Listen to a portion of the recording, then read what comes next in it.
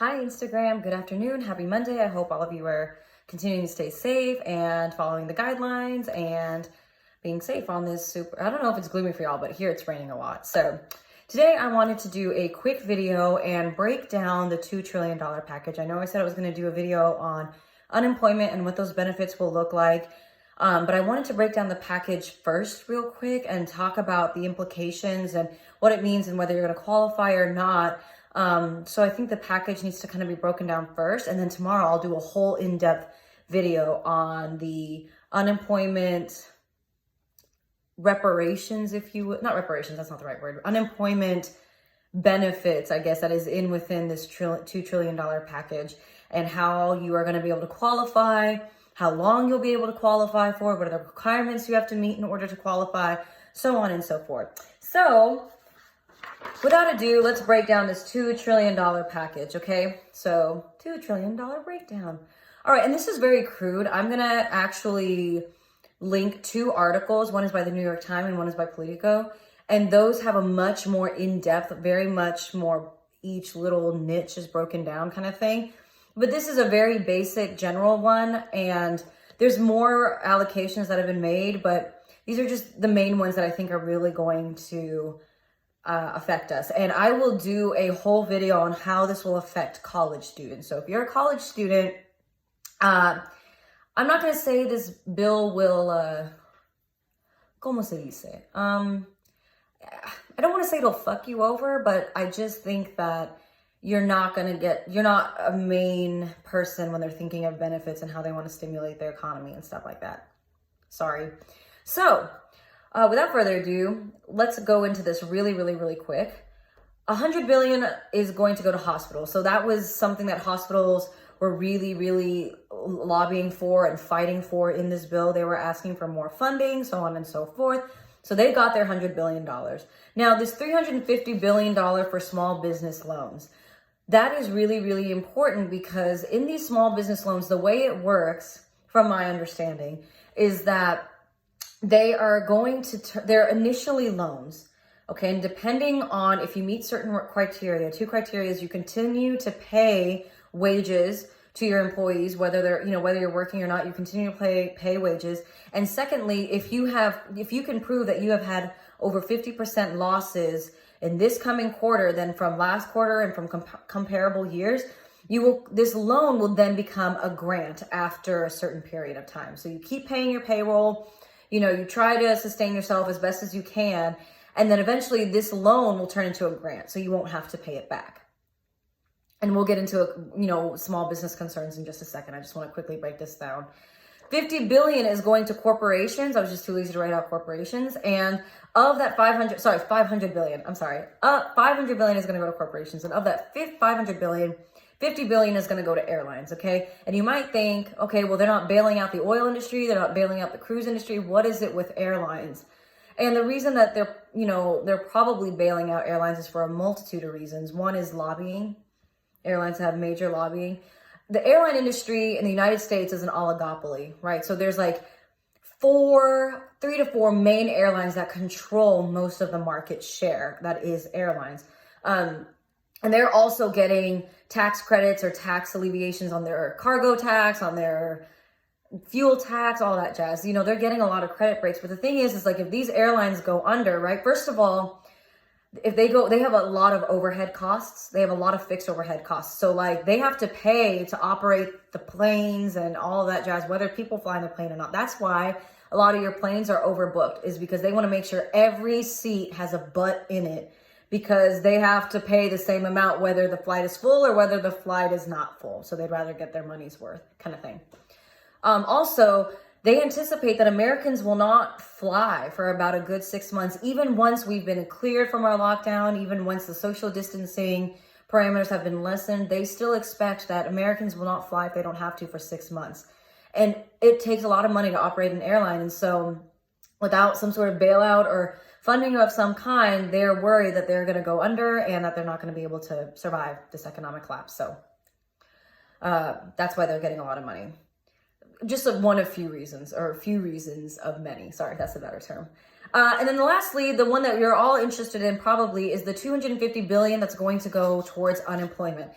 And when we say unemployment, that means it's going to go to state and local governments first to pay the unemployment benefits. It's not like the state's got a ton of money in reserves and they're going to just pay it out in unemployment. Like, they have to get aid from the federal government. They have to get money from somewhere to pay this. It's a lot easier for, and also states is within, or unemployment, excuse me, is within the state's rights and state's government branch, and what, that difference between federal and states' rights. Unemployment is dictated by the states. And so again, tomorrow I'll do a really in-depth video, but basically for the short-term premises, this is going to, this $250 billion is not only going to help pay the exponential increase that we've seen in people filing for unemployment. We're going to, people will get a stipend that is on the federal base on top of whatever the state dictates they're eligible for, because how much unemployment you are eligible for, like I said, is dependent on the state. So this is just a very, very crude foundation, superficial breakdown of, this $2 trillion package. And again, I'm going to link those two articles that go super, super in depth. And I highly I highly recommend that you read them. I think they do a great job of explaining it, of what each little portion of this $2 trillion package is going to go towards, why we should be concerned, the expected effects of that on the economy, and what's the reasoning behind allocating that money for those particular areas. So that's just that. And one other thing I want to go over before I go into the main part is, this is like a one-time thing that's going to happen. So this one-time checks, you've been hearing, oh, we're going to get a $1,200 check, but the rent on average in the United States is $1,216. So this is by no means something that is going to continue necessarily. It might alter from time to time, and we'll get to that in a second. But this is a one-time thing. So if you are single and earn less than $75,000, you're going to get a $1,200 check. If you are married and you filed your taxes jointly, your household earns less than $150,000. Again, if you're married, you'll get a $2,400 check. And then there's a $500 additional amount that you will earn for every child or dependent, in essence, that you claim. And so college kids, the reason that you will probably not get any aid or benefits is because if you are a dependent, you don't qualify for any of these things. So, and most college students are a dependent. Or another guideline is, if you're 24, it's expected that your parents pay more than half of your expenses, which is also why you won't qualify for a lot of the aid. And so, if you're like, wait a minute, I pay for everything in college by myself, you're stuck between a rock and a hard place, especially if you've lost your job, or, obviously if you're in a work study program or something like that, you're kind of in a pickle. And so I'll do a whole nother video on what can you do to mitigate the losses, how can you continue to stay in school, and what can you do to support yourself once the school semester starts again. I'll do a whole nother video on that. Okay. So what I wanted to go over today really was, what are the concerns with this package? Okay. Because at the end of the day, you can research this package all you want, right? You can get the breakdown, you can get everything that you want, but really, what does this package mean? Okay. Timing and the resources, and I put here DD, which stands for direct deposit, and I've also put internet, okay, because it's utility, and yet not everyone has access to it. When is the checks going to arrive? I'm trying to read my handwriting. Oh, more stimulus. I'm sorry, I'm trying to read it backwards, and my handwriting is super great. And so, of course, what does this one say? Local and state government, how they are going to be unemployed. What's the recovery period going to look like? Small businesses, poor and lower income classifications. So the really big thing here is timing, okay? Especially small businesses, they are worried, how long is it going to take this money to hit our bank accounts, okay? And so if you have direct deposit, my understanding is that the government has your bank information. So these checks, if you qualify for them, again, and you're eligible, they'll go into your direct deposit. But if you don't have direct deposit and you're getting a check, it's expected that it might take 3 weeks to 4 months. They literally have no time frame about how long it's going to take for you to get this check. And if you're a small business, you're like, bruh, I needed that money like tomorrow, right? Not tomorrow, like yesterday. I tried. And another thing that is a really big concern is, for students especially, does everyone have internet, right? A lot of people are like, I'm working from home, but if you don't have internet, then again, this is where we're talking about lower income, poorer families that are disproportionately affected by this stimulus package. and by disproportionately, I mean, it's meant to help the income, the poorer class and lower income quality lifestyles have at least some sort of base standard of living and have that aid. But a lot of these program or this package is going to leave them in a big rut, because it's not like internet is becoming free. It's not like they're expanding the internet coverage. And if you can't afford internet, the government will pay for that. Those things are in the works of being talked about, but nothing's happened yet. So we don't know. But again, the big thing is timing and resources, depending on if you're a small business, if you don't get your resources quick enough, you might disappear off the face of the planet, right? Like your business might just go under, especially if you're an older entrepreneur, or, you due to your lack of economies of scale, you might just get bought out eventually because you just can't keep up and you can't recover from this economic disruption. And that's, kind of goes into the check arrival. How long is it going to take for these checks to arrive? How long is it going to take for the money to help aid small businesses and payroll? And again, remember, I mentioned this in a video a little while ago, but small businesses are the backbone of this American economy, which means they run a large part of half of the consumption, right, that is happening in this economy, if not more. When these small businesses go under, that's going to leave a lot of people unemployed, a lot of dead capital, because all these buildings will have been built and businesses will be in them. But now there's all this infrastructure built, but no one can afford to, live in there. That's worrisome.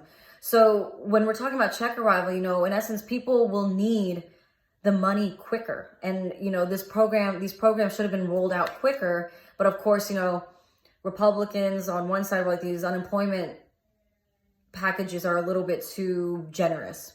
And then on the Democrats are like, okay, well, we're not going to pass this until we get it, and I'm grateful that they're fighting for unemployment rights, because honestly, people deserve to have their wages paid in my mind. But, this is a political game. So we're stuck with those people playing that game, and we're going to be the victims of it. So check arrival is a big thing. More stimulus. There has been talks that this will be one package of many. And I wouldn't be surprised if it would be one package of many, because especially local and state governments are saying, look, with the amount of unemployment that people are claiming, the exponential rise in it, we are going to need more money to pay them their benefits. Again, how much you earn is dependent on the state, but the state doesn't have money to just be farting out and giving in unemployment, right? Like they need the supply of funds because they don't have it. And I'll do a whole nother video on how the Treasury and the Fed are, I don't want to say collaborating, because they are two separate entities and they should be working differently, but right now they're collaborating, and why that might lead to some problems about aid and bond buybacks, or rather bond buying in general, and stimulating money into the economy, but we'll see. What is the recovery period going to look like? Okay, like obviously the longer that we're under lockdown and the longer businesses are out of commission, the longer the recovery period is going to be. And we will do a whole video on market recovery, and then we'll have a special guest with that and what my projections are for the market recovery. But again, the longer the recovery period, the more stimulus packages that we're going to need, the longer people are going to be on unemployment, and no one wants to be on unemployment. Okay, and again, I'll go into depth that tomorrow of why not. But unemployment is just kind of like, I don't even have a good analogy. It's not going to save you from drowning. It's kind of like a piece of driftwood. You're still drifting, but at least you have some support right now until the driftwood breaks. And then last thing, again, small businesses and poor low-income families, this bill is disproportionately going to affect small businesses, and how quickly can they get the money? What's going to happen to the supply chain if corporations don't keep buying their suppliers' goods? What's going to happen if small businesses can't maintain their economy? What's going to happen due to the lack of economies of scale? And obviously, again, if you're in lower income, right, you may not have direct deposit. You may not have, so, how are you you're just going to have to wait for that check forever. What's going to happen if you can't afford internet, which is, again, I don't think it's a luxury. I think it's a utility, but this bill might disproportionately affect them. How are they filing their taxes? How are they claiming their dependents, so on and so forth. So this was just kind of a very quick breakdown. And again, I addressed more of the concerns of this bill and what we're going to see, because you can look up the actual package. So I highly recommend you read those articles that I'll link within the comments, and I will see you guys tomorrow. Have a great rest of your Monday. Bye.